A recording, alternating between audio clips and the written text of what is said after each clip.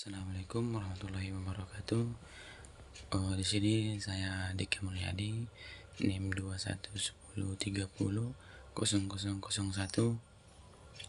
Ingin memaparkan tentang pengetahuan sedikit terhadap mata kuliah hukum acara pidana, yaitu tentang pengertian putusan pengadilan apabila tahap proses tuntutan dan pembelaan sudah berakhir, maka segera diikuti dengan tahap pemeriksaan perkara, yaitu penjatuhan putusan akhir yang merupakan tujuan akhir dari suatu pemeriksaan perkara pidana. Dalam tahap penjatuhan putusan ini ditentukan salah atau tidaknya terdakwa dalam putusannya.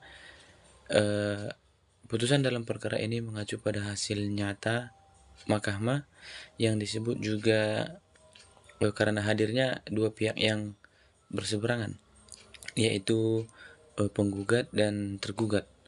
Dan dalam litigasi berdasarkan adanya sengketa atau tidak. Putusan hakim adalah pernyataan yang dibuat oleh hakim selama persidangan dan dimaksudkan untuk mengakhiri perkara. Suatu putusan tidak boleh hanya berupa sesuatu yang diucapkan, tetapi juga sesuatu yang ditulis dan kemudian dibacakan dengan lantang oleh hakim dalam suatu persidangan.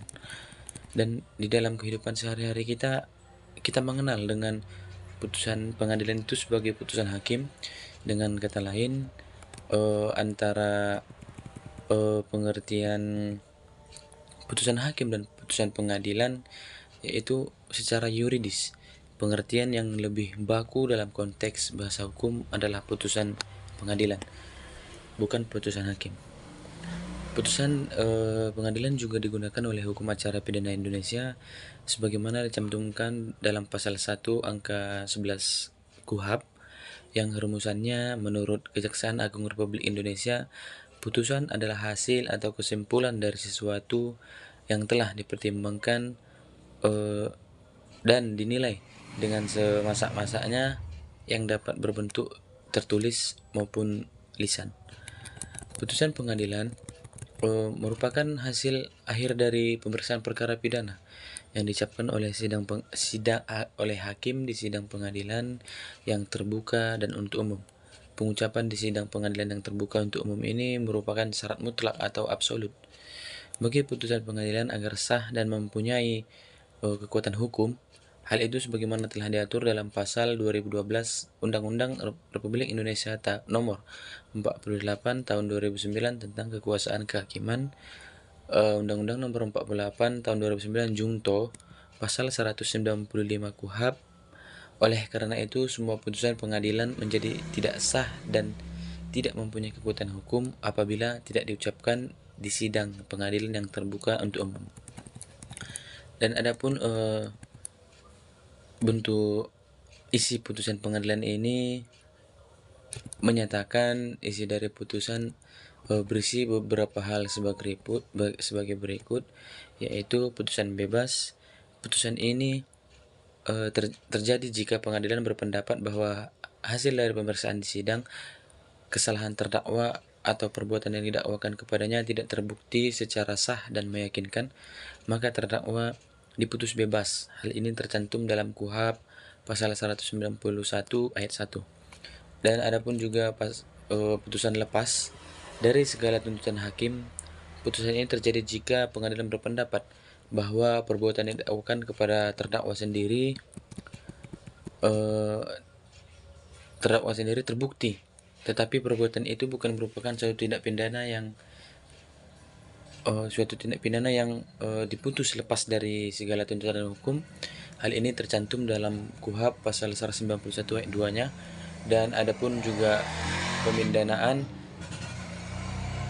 putusan ini terjadi jika pengadilan berpendapat bahwa terdakwa bersalah melakukan tindak pidana yang didakwakan kepadanya, maka pengadilan menjatuhkan pidana padanya.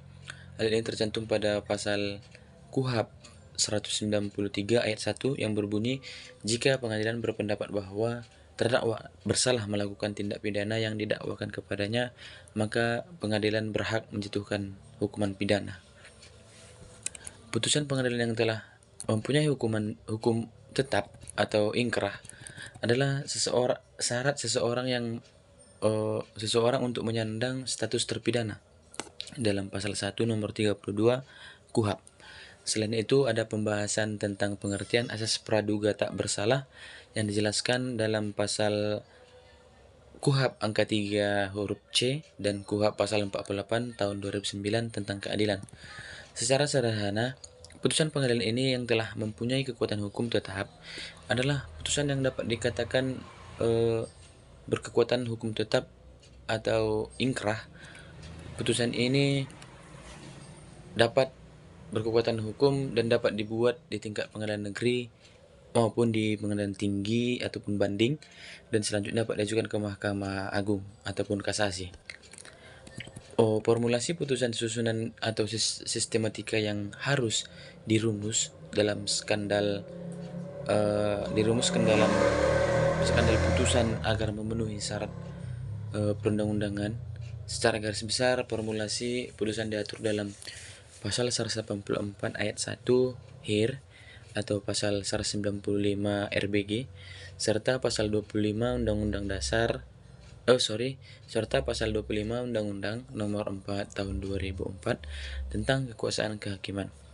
Berdasarkan pasal-pasal yang telah disebutkan tadi, terdapat beberapa formula yang harus tercantum dalam putusan. Memuat secara ringkas dan jelas pokok perkara, jawaban, pertimbangan, dan amar putusan. Mungkin cukup sekian dari saya. Assalamualaikum warahmatullahi wabarakatuh.